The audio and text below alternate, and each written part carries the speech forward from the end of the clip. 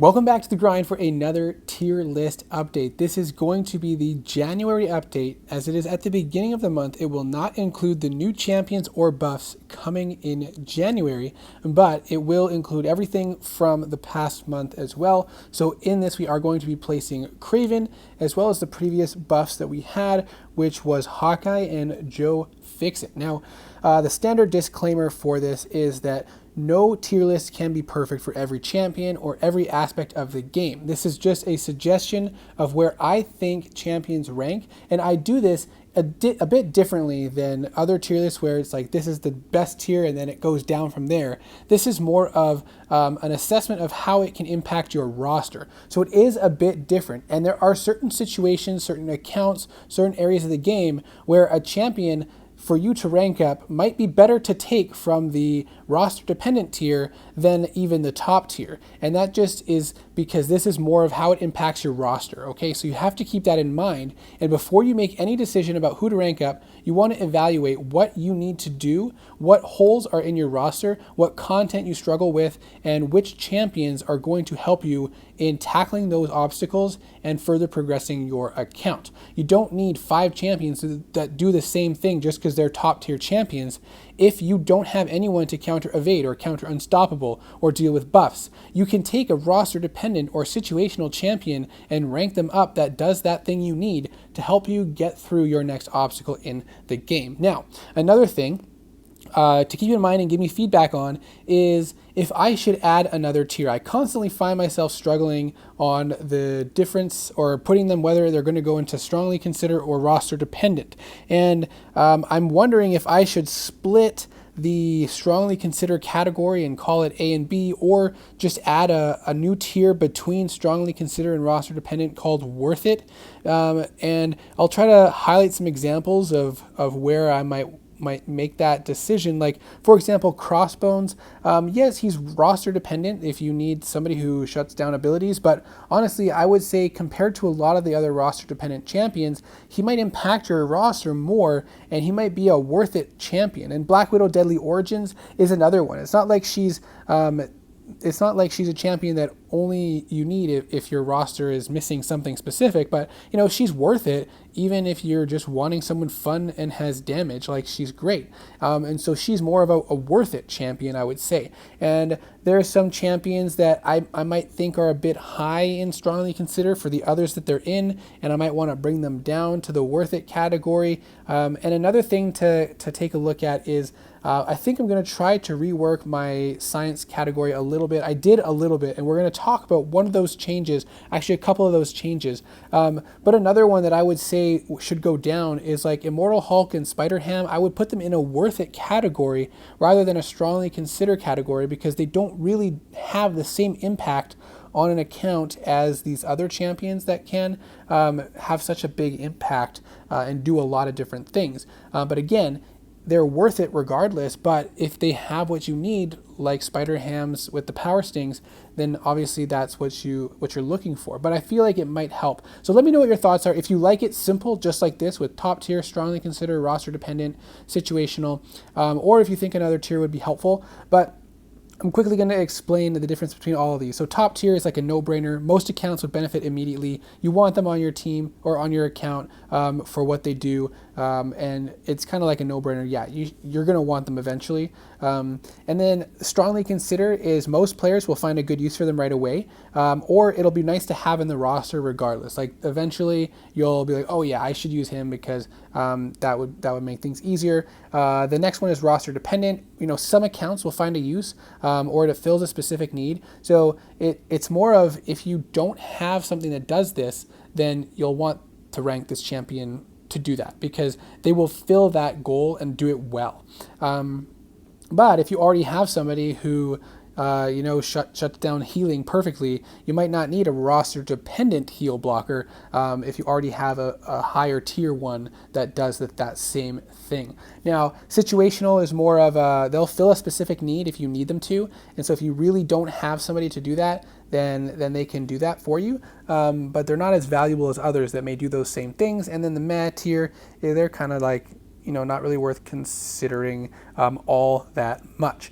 So let's get into it. The new champion, there was only one for this month. That is Craven. Now, Craven, we haven't seen a whole lot from him lately. And what we have seen is that he has some really nice damage, but it's a little bit stressful and difficult to maintain. And he relies on bleed damage as well.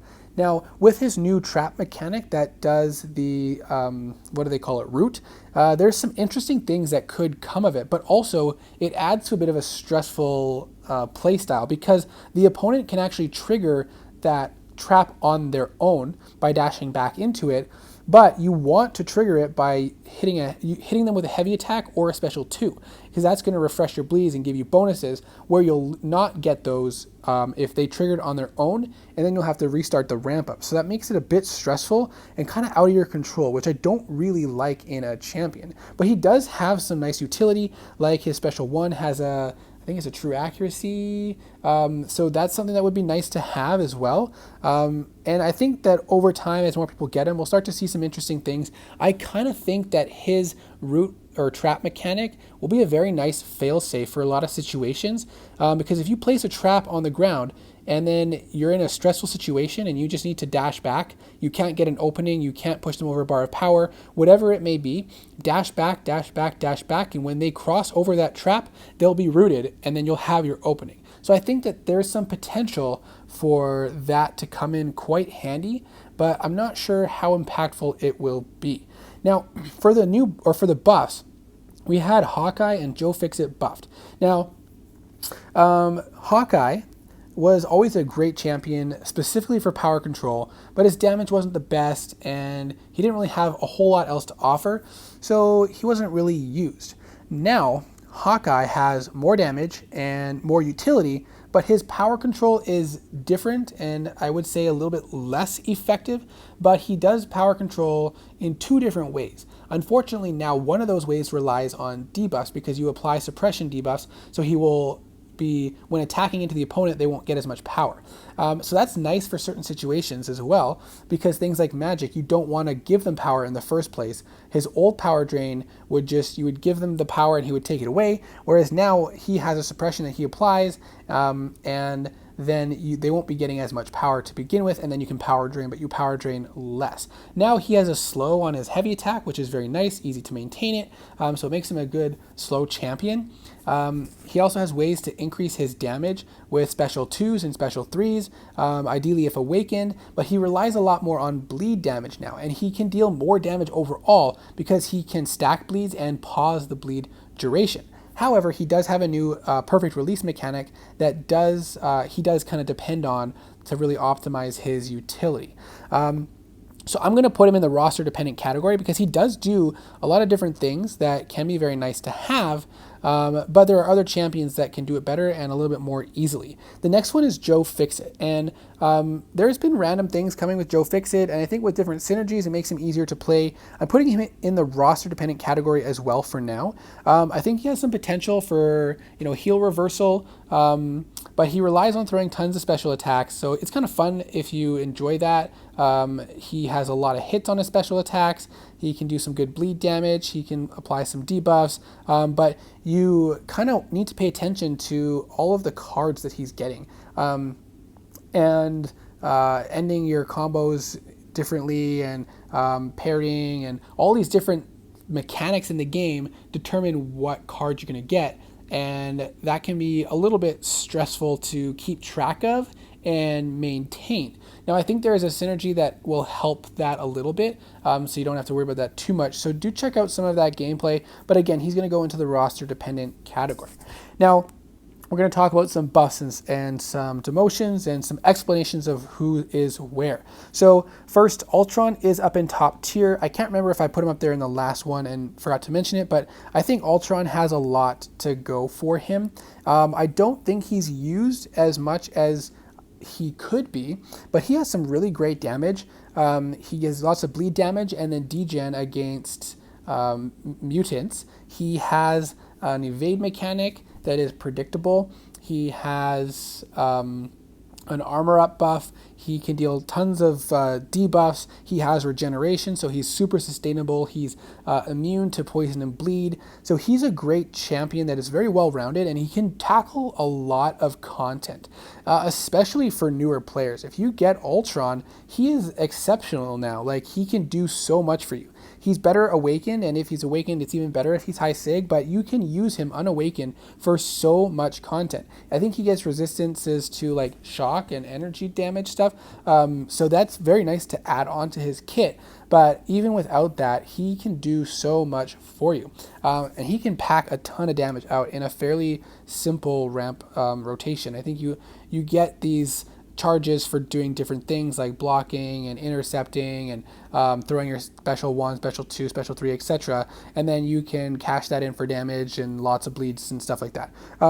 So I think he's definitely worth taking a look at if you have him and haven't ranked him up. Now, the next champion that we're going to take a look at is Symbiote Supreme. Now, a little while ago, I did put him down into the roster dependent category. He previously was in the strongly considered category, and this may kind of wax and wane with time, but lately I haven't really seen him as a dominant Mystic champion. Now, in fights where there's lots of buffs and you're able to bleed the opponent, he is going to crush them. And so if you have lots of fights like that you take regularly or that you're going to have to tackle, he's a great champion for that, and he will help you. But there's other champions that do a lot of his stuff more reliably or more easily. He does take a little bit of time to get his power up and then throw off a special 3 and then cycle special 2s and stuff like that.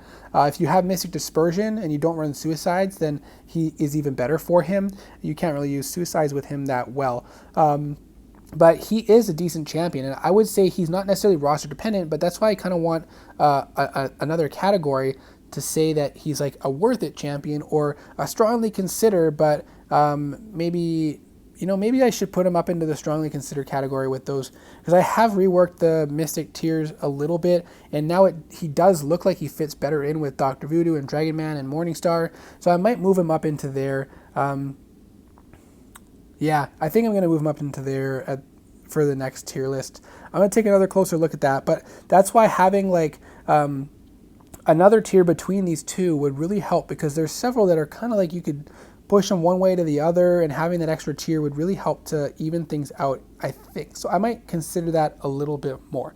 The next one I didn't mention, or forgot to mention last time, I think is Nebula. After Nebula's buff, she's definitely in the strongly considered category. She has immunities, she has some regeneration that kind of relies on you getting hit, which isn't ideal, but it's a fail-safe. She can deal tons of shock damage. She can end fight so fast. Basically, you ramp up your charges, you get to 2 bars of power, you parry and throw off the special 2, and they're pretty much done, like in most regular content. And with some synergies, it gets that much easier.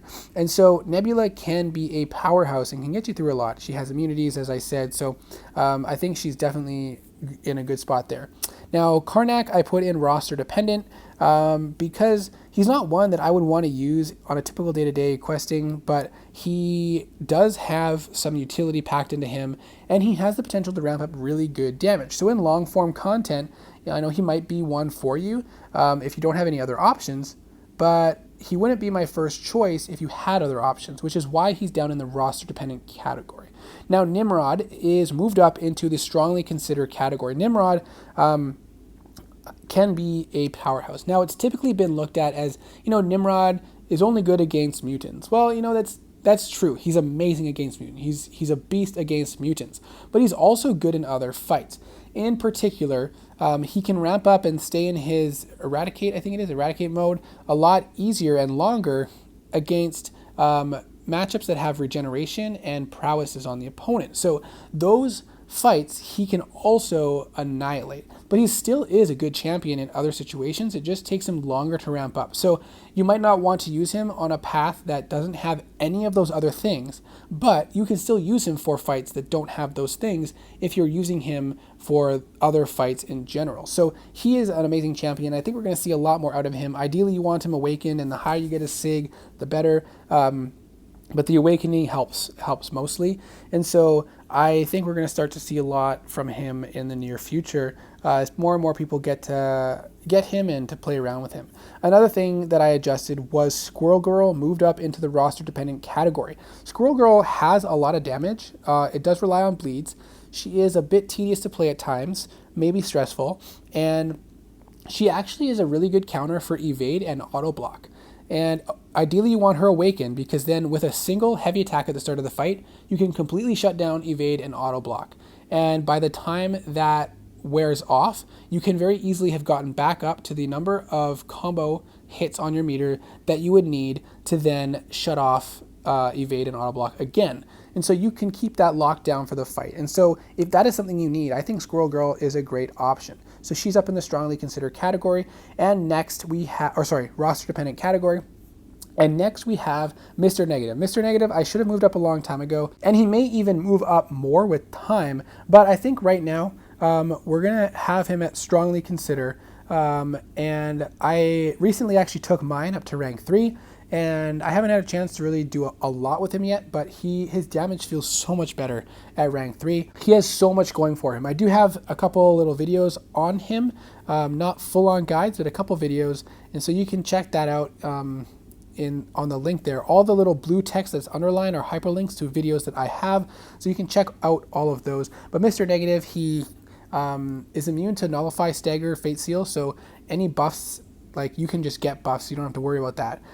You can also remove your buffs by dashing backwards and converting it into light energy, which means if there's a node spite and having a buff will give the opponent power. If you dex, you get the dexterity buff, but you can just dash back to remove it and spite will be gone. That's super handy to have.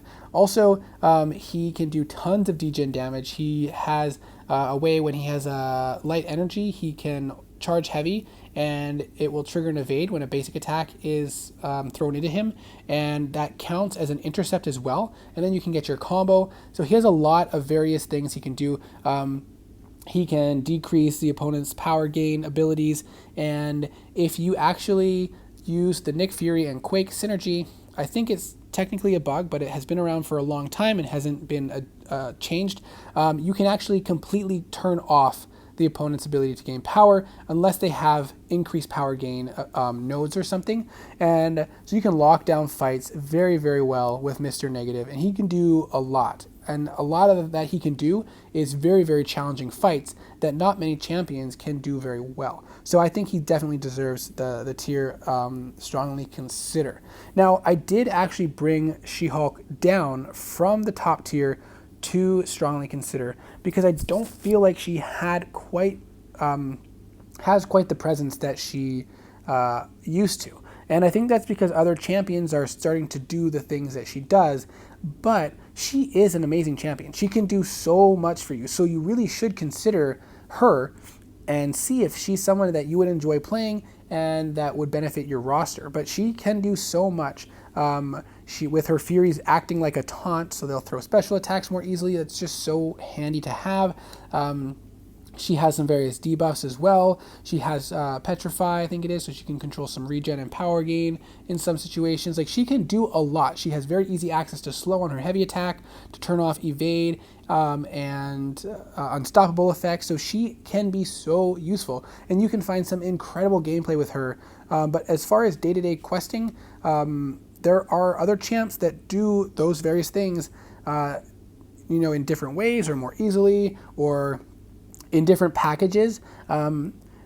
So if you have a lot of options, she might not be your first pick. But if you don't have a lot of options, but you have She-Hulk, she will do a lot for you. And so right now I'm going to keep her in the strongly considered category. That might be controversial, so let me know what your thoughts are in the comment section below. I do read all the comments and take it all into consideration and do more research where I need to. So let me know what you think about this tier list, and which champions you might change, which ones you think are in the right spot or the wrong spot, what you think of my promotions, demotions, and also what you think about adding an extra tier. I don't want this to become a massive tier list chart with tons and tons of different tiers, but I could definitely justify adding an extra tier in between strongly consider and roster dependent. So if you're still watching this video, let me know what your thoughts are on that. If you want a link to the full spreadsheet, check the comment section, or sorry, the description below. Make sure that you select the button to create a copy so that you'll have your own copy of it in your own spreadsheet. Okay, so thank you so much for watching. I really appreciate all the feedback and support that you do give, and hope to see you in the next video.